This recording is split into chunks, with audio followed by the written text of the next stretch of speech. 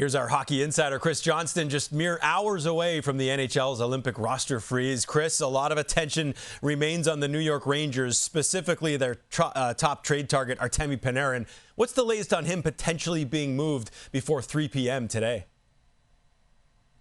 Well, what I can tell you is that attention is warranted. There is a real push and desire from both sides, Panarin's side and the Rangers, to try to see this through to a conclusion prior to that 3 p.m. Eastern deadline kicking in on Wednesday. And there's lots of reasons for that. I mean, someone close to these talks pointed out to me on this morning that, Artemi Panarin, not only has he not played for the Rangers for the last week as they started to work through this, he hasn't been practicing with the team either. He's been skating on his own. And so in the event that something doesn't happen, it's a long way for him until February 23rd when trades can resume on the other side of the Olympics. So I think that that's something to consider. But it's also a complicated transaction. Artemi Panarin's desire remains to sign a contract extension as part of a trade. He's got a no-movement clause, so really he and his agent are driving the bus on these discussions, and there's been a lot of teams involved here. The Washington Capitals have put forward a big offer for Panarin.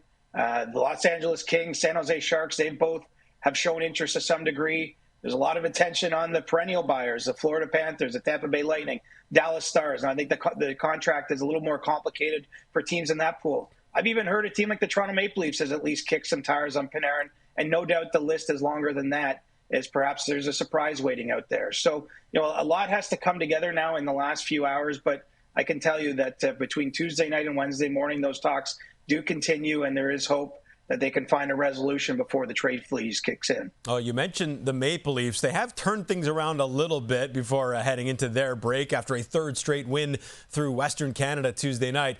Could this recent stretch impact their approach at the trade deadline, Chris?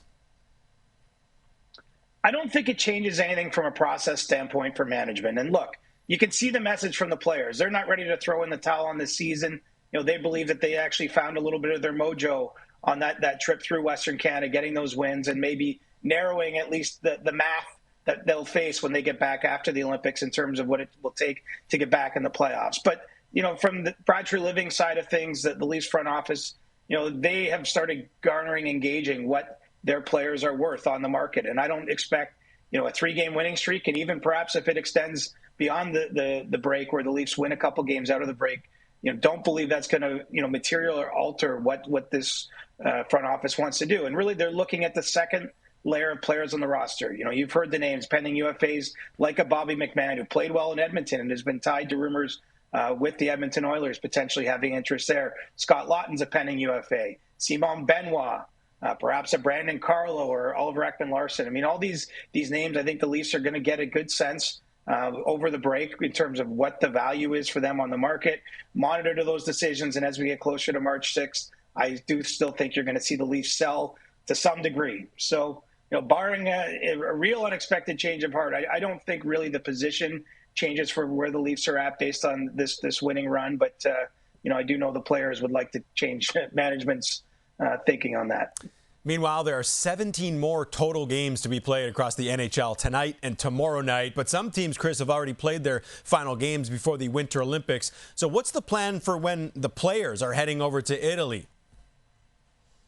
Well, it's getting real now. There will be NHL players on the ground in Milan as soon as Thursday, and certainly by Friday when the opening ceremonies are scheduled to be held there. Among them, Charlie McAvoy, Jeremy Swayman, David Pastrnak of the Boston Bruins. All those players are getting over there early in order to participate in the opening ceremonies. I'm led to believe there are other players that are, looking at getting on some flights a little sooner because the NHL charters are not due to depart until Saturday, meaning arriving on Sunday with a transatlantic flight. But the national teams for each of the countries, Canada, the U.S., are scheduled to practice on Sunday in Milan. So while there's still a little bit left here on the NHL schedule, you can't blame some players if they're already thinking about Italy because it's getting very close, and we will have some guys at least represented in that opening ceremonies from the NHL. Never a bad idea to get over there and get into that time zone as well. He's our hockey insider, Chris Johnston. And Chris, along with the full panel of insiders, are back later this afternoon for the latest from around the hockey world.